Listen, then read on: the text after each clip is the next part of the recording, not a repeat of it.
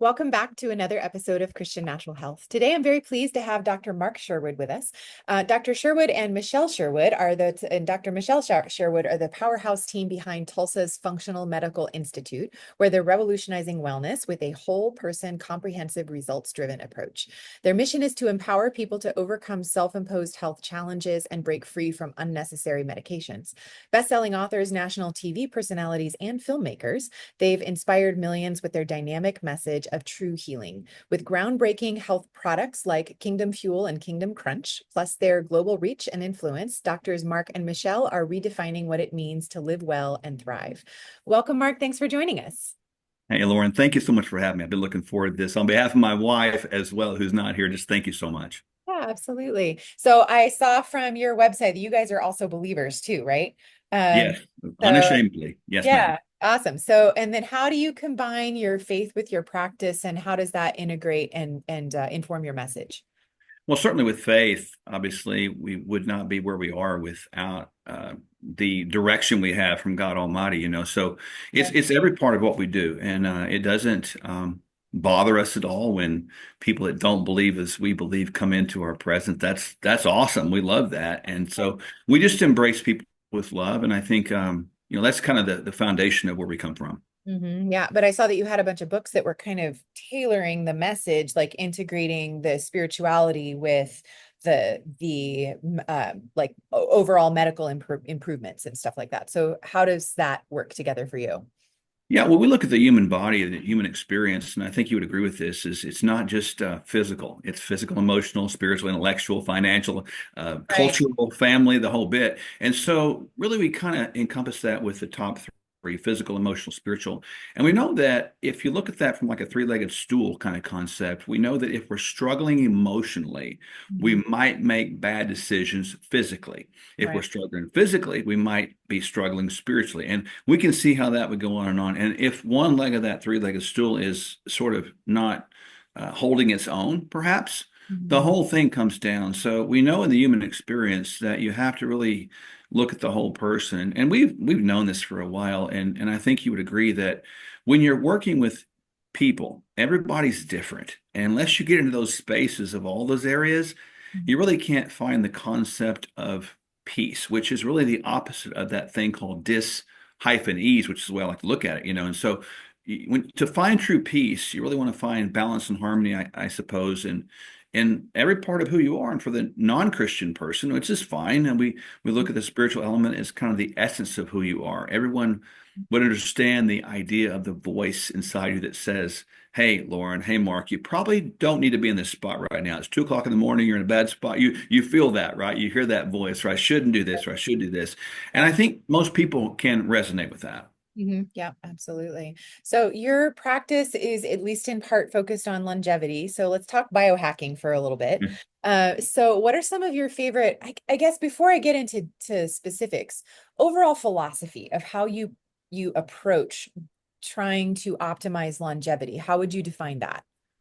Well, for us, the idea of longevity is not just about living longer. Right. It's about living better. It's about increasing health span and decreasing sick span. Mhm. I think if we really look at it, no one really made the rule that is a rule that says you have to be sick to die. We all know that we're going to Yeah, change addresses, whatever that looks like. And sure. so when you're living, we want to live through life as opposed to die through life, Lauren. And what we try to do with that idea of longevity is kind of redefine the living better, not longer, and increasing the health span. And so I think most people want to do that because we know that, Yeah. from our perspective, the greatest distractions in life would be encompassed with death, disease, sickness, and lack. And if we're Yeah. thinking about those things all the time, that Mhm. distracts our ability to really truly enjoy and live life to the fullest. Sure. Yeah, absolutely. So, once kind of like the overall bases are covered, as far as kind of removing obstacles to cure and kind of giving your body the building blocks that it needs to heal, what are some of your favorite tools that will boost longevity and boost vitality in general? Well, I like to look at obviously every modality available, hormones, peptides, all lifestyle factors. Genetics are really big important to us because there are, even though we are all different genetically, we're all pretty similar. And I don't look at the genes as bad. I look at them as good. They're kind of the blueprint for how we operate, our operating system, if you will. And so I want to know how the epigenetic function is going to be optimized, right? And Sure. so with epigenetics, the environment's interaction with our genetics sort of gives us a dictate on how we can become disease resilient or disease avoidance, if you will. Right. And so we put all that together. So some of my favorite hacks, if you will, are kind of neat. I love the concept of molecular hydrogen, either Okay. inhalation or consumption. That is outstanding.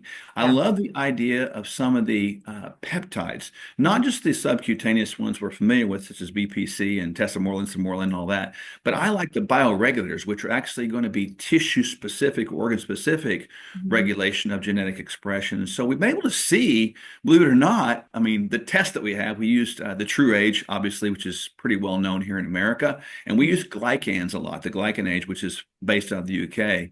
Mhm. And we have seen the biological aging processes and pace and organ specific go down. Now, for whatever that means, I know it's a test, but Yeah. it does give people encouragement. And I found that if you can do those things like that Sure. and sort of gamify the situation, people have fun through life. And I think they can have fun trying to be young or older. Sure. Yeah, absolutely. So, tell us a little bit more. First, brief overview for anybody who hasn't heard about molecular hydrogen. You want to tell people what that is and how it works? Sure. So molecular hydrogen, as we all know, this is taking people back to the old chemistry class from back in high school. Mhm. Upper left corner is hydrogen, the smallest element known in the periodic table. Yep. So because of its size, it has the ability to penetrate every barrier. In other words, Mhm. nothing can hold that guy back from getting where it needs to go. Right. So you can actually generate that through devices, whether it be machines that you actually inhale from a cannula or devices in which you're pushing hydrogen into water. You can consume it or inhale it respectively. And then it's carried into your body. The interesting thing about that is once it's carried in, it's going to penetrate every cell, including the mitochondria barriers. Now, where this becomes a sort of a longevity hack is there are these things called free radicals. And we all know there's something called superoxide. We all know there's something called hydrogen peroxide. But when you go down from there, if we get too much free radicals in our bodies, in our built up cells, if you will, it's too much waste products. We're not able to sort of catalyze those things or just diminish those things. They can progress to peroxynitrite or hydroxyl radical. And Mhm. we know peroxynitrite is one that can actually generate neurological issues, heart issues, et cetera, et cetera. Sure. But hydroxyl radical has no good purpose that I can find out whatsoever. Mhm. There's one thing that can selectively diminish each of those in excess, turning them back into water, and Mhm. that's hydrogen. And Mhm. we know that we produce it in the GI tract as well, but Mhm. we do it less as we age. Mhm. Isn't aging fun? So when you carry the molecular hydrogen in, you're Yeah, talking about a situation that's a no-brainer for everyone. sure. You can really look at diminishing free radicals from the intracellular level, which diminishes intracellular inflammation. So we're talking about a real aging hack there. So, couple of thoughts on that. So, one of them is that I've had some patients who are on the more hypersensitive end of the spectrum have a bit of a Herx reaction with that. Can you explain how that works? Yeah, so Yeah. obviously when you look at the Herxheimer reaction, you're talking about this sort of overwhelmingness of the system to try to correct something that can't correct it. It's like Right. almost trying to correct a tidal wave that's going the wrong way. And Mhm. so what we do on those is just back off a little bit, and just really I think too as well, you got to think about, and I know people do, is the mental stress that a Herxheimer reaction would have. There's not a person listening right now that doesn't remember a bad experience, and the bad experience is magnified. So we try to, like, with a person like that that's very sensitive and have those type of reactions, say calm them and keep them in a place of, okay, this is not a normal thing, this is unusual for you, you're going to pass through it, let's be calm and let's don't make this bigger than what it is, and let's Mhm. think about the purpose. So we bring them right back to the foundation again, and that tends to sort of help them get through it easier Mhm. and manage the intellectual stress or trauma that it is easier and get them right back to the foundation. So backing it off and working with the emotional aspect is, I think, is key. And so can you explain a little bit why physiologically why it happens in the first place though? Like if you're just quenching free radicals, why would that trigger a Herx reaction? Well, you're talking about a situation where a person has massive amounts of inflammation already. Right. And you're talking about a situation where persons have massive amounts of inflammation, their detox system is going to be impaired because if the cells aren't working, the detox organ systems of those cells construction is not going to work either. So Sure, yeah. when a person is in that place and all of a sudden now they get whoosh, Mhm. like this big swamp, if you will, of Yeah. everything comes out. And then if you look at the bowel system and Mhm. the detoxification system, it's not able to keep up. The And so you're backup. talking about this recirculation of toxins that can get into the blood, into the brain, and it can really cause an overload in the system. Got it. Okay. And so with respect to quenching free radicals, my understanding is that yes, free radicals are problematic to a point, but they're also Mhm. part of a feedback mechanism, right? That tells your Yes. body that, hey, we need to go clean up some of the cells that aren't working quite as well as they should be. How do you find the balance to quenching the extra free radicals without quenching too many of them? Because we need that feedback system to still function. That is a great point. And I had this happen a lot because people tend to think of free radicals as bad, just overall, they're bad. No, they're not. Mhm. Superoxide is super important. I like to say those super words Sure. to do certain things. And even hydrogen peroxide. I mean, you're talking about an antiviral kind of concept as Right. well. Yeah, yeah. So those are good. And the body's detoxification mechanisms or enzymes such as superoxide dismutase, catalase, and glutathione peroxidase, we need to remember those things are coded, if you will, by genetics. So they all work with different speeds, if you will, as an enzyme. So sometimes people do that well, sometimes they don't do it well. And obviously, those enzymes are driven by cofactors from minerals, right? So it really is important to understand the genetics of that and to really get people off the idea of just taking more antioxidants. I mean, that story's been disproven many times over, but Yeah. we always tell people there's a purpose for those. But Mhm. the beautiful thing about hydrogen is it doesn't touch the beneficial ones. It doesn't touch superoxide. It doesn't touch hydrogen peroxide. It just touches selectively the ones that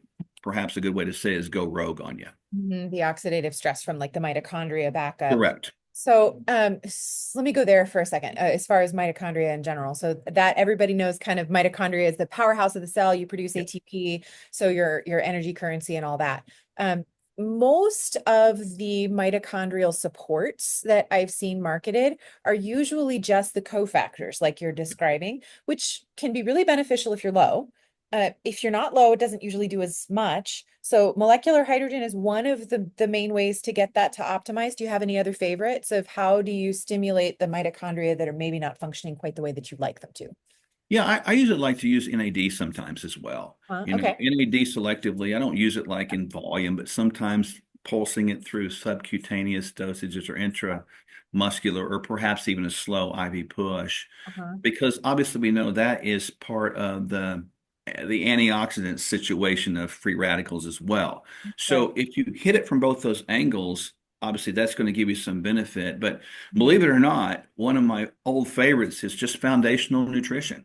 Mhm. I tell people if you can't get the cells full of nutrients and oxygen where they can combine to make oxygen or make energy in the first place, Right. that you mess everything up. It's like calling the cart before the horse. And so, Yeah. you know, kind of have a saying, my wife and I, you can't pray away, um, or pill away, or hormone away, or supplement away a Right. bad diet that's continually repeated. And I really believe that. So I really go right back to the idea of allowing the gut to be healed. Because if you don't have good gut function, you're not going to get nutrient absorption, assimilation, and even transportation and all the way to the cells. And so it sounds almost too simple, Mhm. but my goodness, Lauren, if we don't go there, Mhm. which America is not, obviously as a whole, we Absolutely. have problems. And you're talking about a system where we're just driven on sugars all the time, and that never works. That's not good for mitochondrial health at all. Absolutely. Yeah, for sure. So one of my, naturopathic heroes from way back in the days, Henry Lindlar, and I don't know if you've read that book, but he describes the foundational principles of nature cure, and there's a therapeutic order of what you do first. And number one is always you get people out of the external environment where the toxins are. Otherwise, you're spinning your wheels. Number two is you restore the foundational requirements for health, which is eating a good diet and getting plenty of fresh air and exercise and getting out into the sunshine and regulating your stress and sleeping enough, like all the things we know we should do. But it's easy for us as a society that's so sophisticated to want to jump to the fancy, interventions. But we have to make sure that first things first. Absolutely. Yeah. I Sure. 1000% agree, and I couldn't echo that even better because in today's world, especially in our country, we're sort of indoctrinated into looking for the pill Right. for an ill on one Yeah, side or the supplement for an ill on the other side, and sure. and neither really addresses the foundational issue. Yep, absolutely. So you alluded to well, I want to talk about peptides in a bit. So let's talk about the testing first. True age. Tell us a little bit about that again, in a little Well, more detail. True Age is really looking at the methylation processes. They're called epigenetic biomarker proxies, or these little metabolites that we can measure in our system. And Yeah, and yes, I mean, people rightly have reason to question the validity of that. But any new testing is built on association data going forward and hypotheses. So sure. Yeah. what you're able to test with the True Age, True Diagnostics is there's several age clocks, if you will, that are based upon the expansion of the old Horvath clock, right? So you're talking about the Dunedin pace of aging. You can test that. You can test your telomere length. You can test sort of your immune cell health. You can even test now what they call within that report called Symphony Age, which looks at 11 different organ systems. So, and again, it's associations with what Right. they know from the database, Hmm. but I think that is fascinating, and even as good as that one is, kind of my new favorite, if you will, is the glycan age. I really like that one a lot because the glycans are created from the proteins that are created from your DNA instructions. So if the glycans are actually the signaling devices, you can measure the structures of those glycans Hmm. with, again, association data. You can see whether they're inflammatory, anti-inflammatory, mature, youthful, or old, etc. And really, you can, believe it or not, you can see that immune system action because they measure those on the IgG protein.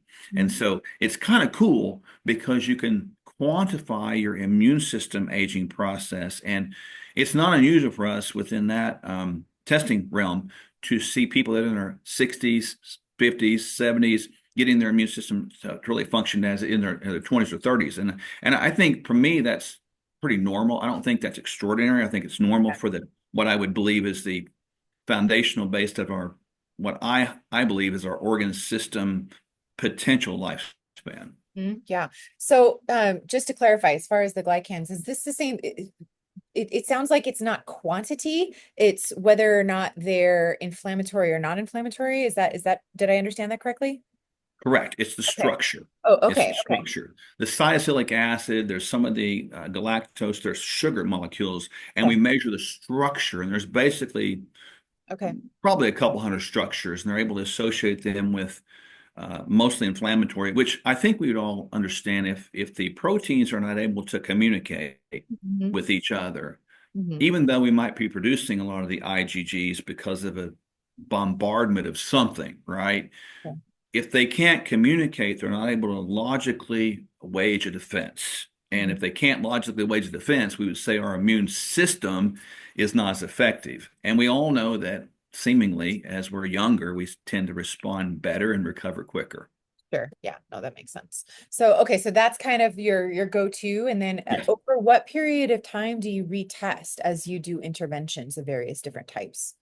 Probably 6 months. Six Most people retest every 6 months or a year, and it takes a while. I think what I've seen typically is if someone, I don't know, perhaps let's say they're 50, and let's say they're a perimenopausal lady that's months. right on that edge, fun stuff, ladies, right? And so all of a sudden their age process starts getting older from the immune system standpoint, from these age clocks. Yeah. Typically, it takes them about 6 months if we're able to find that balance of those hormones again through various modalities. In about 6 months, we can see that age go down again about 10 years at that critical window, because we know that, especially in glycans, when a lady gets pregnant, that's associated with a younger age. And when she's menopausal, it's associated with an older age. So at those critical junctures, with pregnancy or certainly menopause that I just noted, you're able to see it move pretty quickly in that. But for the most part, you're looking at a couple of years you can get to go down in about a 6 month period. Got it. Very cool. So, and to peptides, can you give, I mean, that's a very broad term. Oh, So yeah. can you give kind of a definition for people who aren't familiar? And then we'll do a little bit more of a dive into some of the specifics. Yeah, you're right. It's a broad term. And I hear Yeah, people say, well, I take peptides and they're drinking sure. collagen peptides. I get it, but Right. Yeah, it's yeah. different. So we Different. know that collagen peptides are structures of amino acids that sort of make up our proteins, right? So we know there's different types. You can take peptides through powders and just know when they get in the gut, they're disassembled and then they have to hopefully be reassembled at some point, Right. maybe or Right. maybe not. Right. But we're talking in our world when we use the word peptides about synthetic peptides that are manufactured in a lab that sort of mimic what we make peptide wise in our body. Uh-huh. And then there's a different form of peptides called bioregulator peptides, which are sourced from glandular products, Okay. of course, pigs or cows Yeah. primarily. And then those have the ability to get into our cells and bind to DNA. Whereas the injectable peptides, synthetic, they sort of hit on the side door of the genetic receptors, right? And they're able to sort of get your body to work better. So it's two different, slightly different mechanisms of actions to accomplish beneficial results.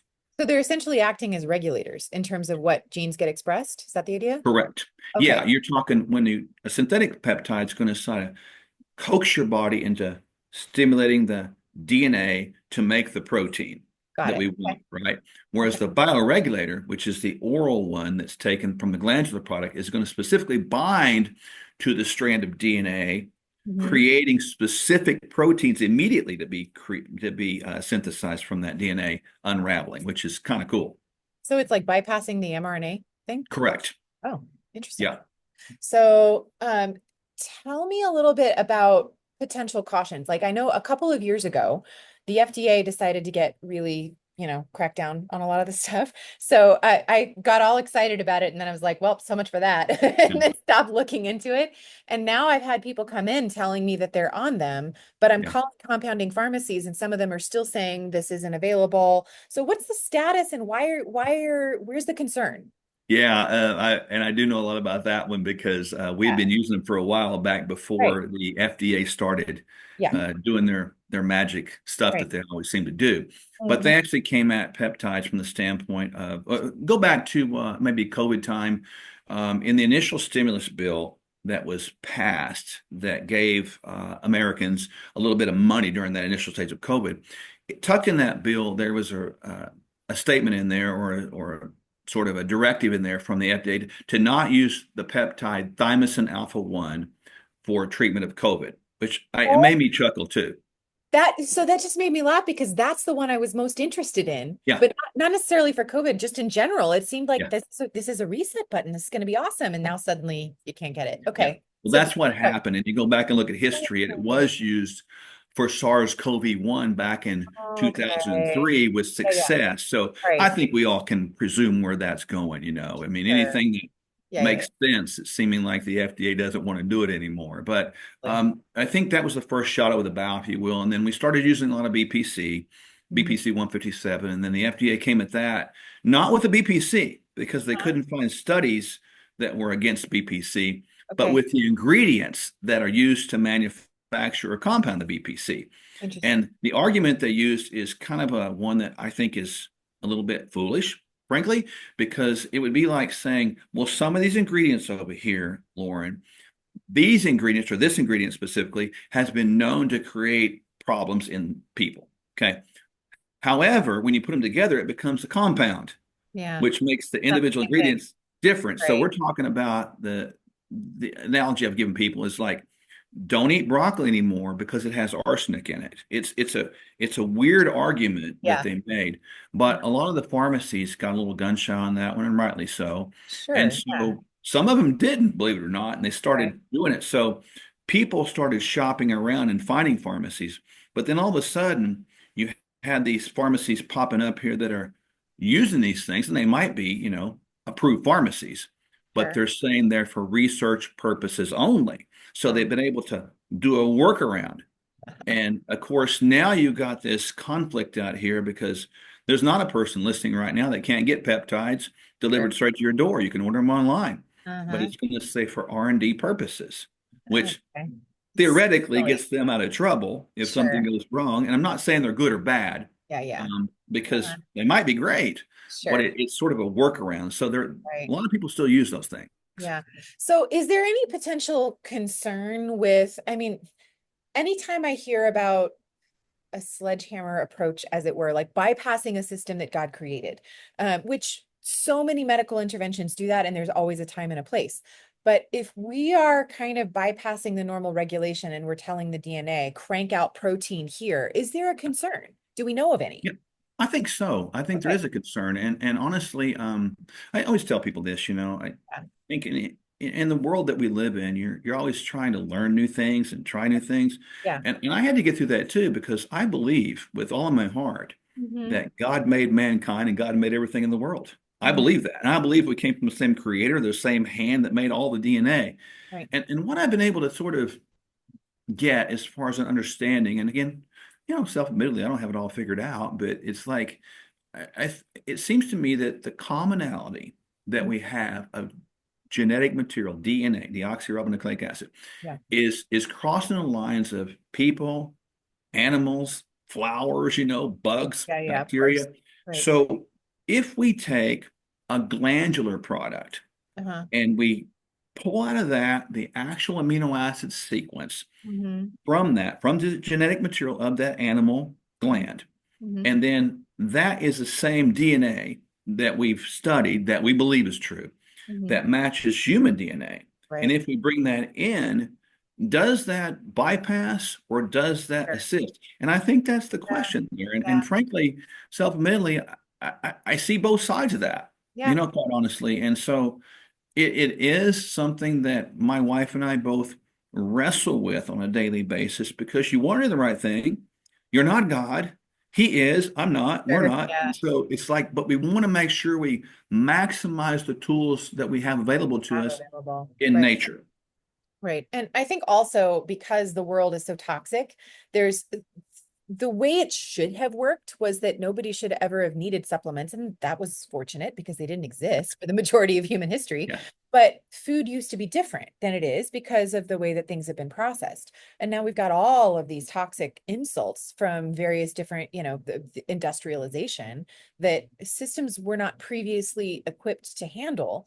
And some of the older naturopaths used to say that it was a lot easier to get people healthy than it is Yeah. easier than it is now, just because there's more and more and more canaries in the coal mine. So I think that the interventions have to meet that. So these days, yeah, ideally, people should be able to get all of their, just by way of analogy, they should be able to get all of their nutrients from food, except now they kind of can't unless you grow all your own food and everything is completely organic. And even then, there's some questions about what you might be using Yes. based on what you're buying. So, you do have to kind of make sure that you're recognizing the circumstances that you're in. I can certainly see that. Sort of, so before I leave the topic of peptides, can you give us a couple of your favorites? So you've mentioned a couple of them. When do you use them and why? What do they do for people? Well, I love thymosin alpha 1 for one. I mean, I Me. think it's amazing because just the concept of being able to sort of reboot, restart, reset your Oh, immune yeah, system is outstanding. And again, I like that one. I like BPC 157 a lot.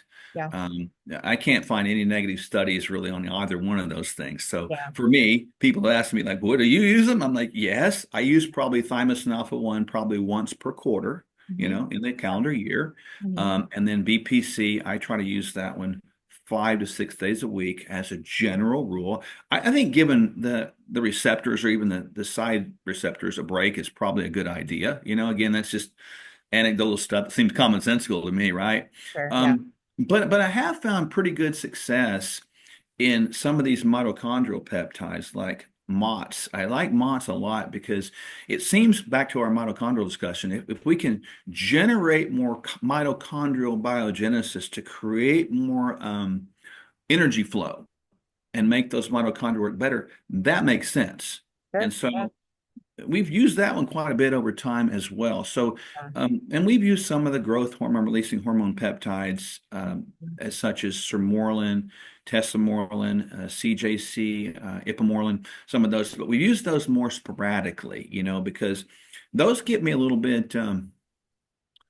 bit concerned because of driving the growth pathways too Yeah. much. Right. I Mhm. really don't think that the growth pathways should be driven all the time. That's like putting new paint, new shingles on a house over and over again without fixing the plumbing.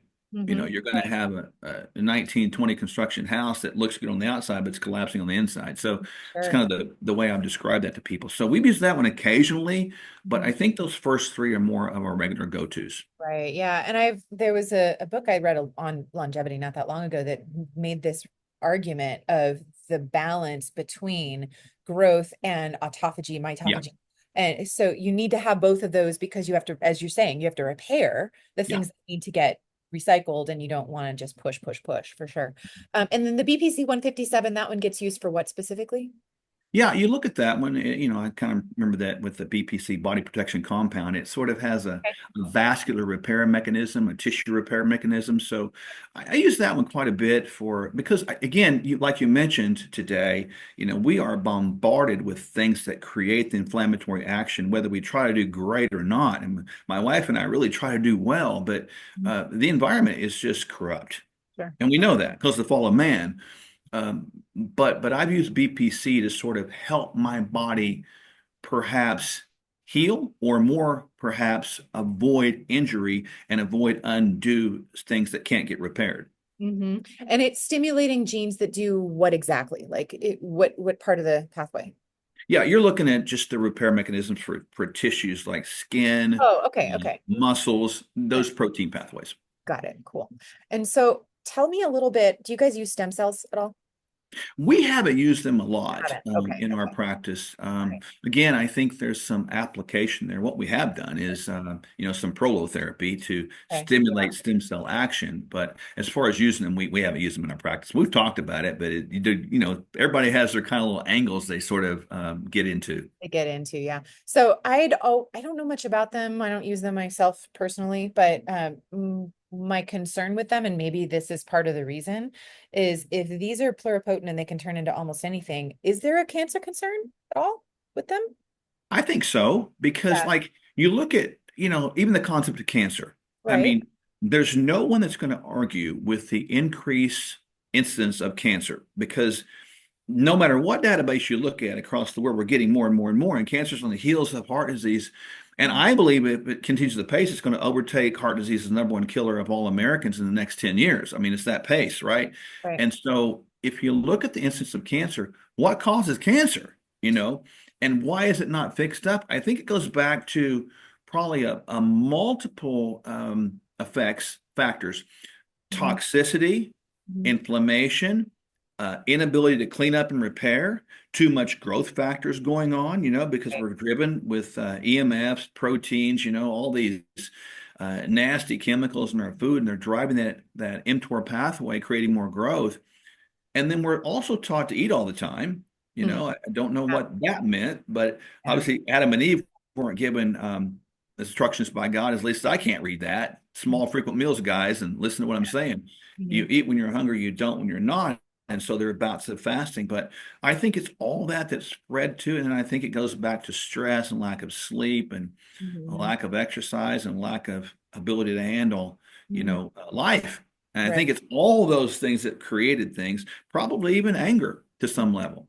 Sure. Yeah. So, I mean, the mitochondrial or the metabolic theory of cancer in general, the idea that, 100%. Yep. right, more so than the genetic predispositions. So, Yeah. yeah. I've looked at the genetics a lot and, from studying those things for the last, you know, 10 years probably, it's hard for me to say that the genes are the creator of the disease, because it's almost like saying God did that, Yeah, you right. know. And That's I know, even you look at the BRCA1 and BRCA2, that people use that as an argument, but right. just because somebody has that doesn't mean they'll get breast cancer. So Right. because you can't say it's 100%, you can't say that genes create 100%. So Right. there's something else to it that we don't know. Right, which is where the epigenetics comes in. So Correct. back to Lindlar's overall theory. So there's primary and secondary causes of disease, and he would put genetics in the secondary cause Yeah. because there's a predisposition, but you have to have some of the primary factors, which are obstacles to cure, not having the building blocks that are necessary to heal, or having lowered vitality such that you can't utilize what you have. That's what sets you up for it. And then if you have a genetic predisposition to anything, whether it's cancer or something else, whatever your weak link is, that's what breaks whenever there's extra, contaminants that are in the environment, sort of a thing. That's right. And I was even thinking about this recently from the last 6 months. I mean, what if we've been looking at cancer in an incorrect way? What if, cancer, a cell went rogue and it became quote unquote cancerous? What if that was the body's way of telling the rest of the body, hey, look at me. Mhm. I've got a problem. Can you kill me, fix me, or Mhm. make me right? Mhm. What if that was the way? What if we've been looking at it all wrong? Mhm. Instead of Right. just looking at it to it's bad, go So it's ahead and not kill it. that. Yeah, yeah. So I don't know that that's right, but it's an Sure. interesting thought. Right. Well, and that I think is very much like the overall naturopathic view is that, and I'm sure you guys are in the same boat, is that anytime the body develops symptoms, those symptoms are the smartest way that it can deal with the circumstance that it is in. So Yeah, if you suppress it, the only thing you can do is drive it deeper. And sure. if you don't deal with the root of it, of course, it's going to pop up someplace else. If the fruit is not the root. So yes, I love that. yeah, The I think fruit is not the root. I'm going to use that. That's right. cool. For I sure. like it. I don't think I made it up, but you're welcome to it. Great. I love that. Yeah. Yep. So what have I not asked you that you want to make sure you leave with our audience? I think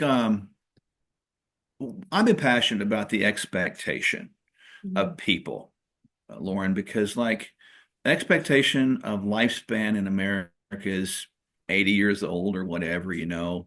But I think we need to go back and rethink that, because you go back and look at, God's word, I know. Yeah. mankind's days shall be 120. And then you look at the first famous guy you see that was around in those days, Moses, who lived to 120. And on his last day, he walked the mountain and changed addresses. And I didn't make this up. He was so strong and his eyesight was still good. Yeah. And you look at people that hung out with him, like Caleb, who's still obviously wanting to fight people at 85 and climb a mountain. And then you go Yeah. past him, you find Joshua, who lived to 110.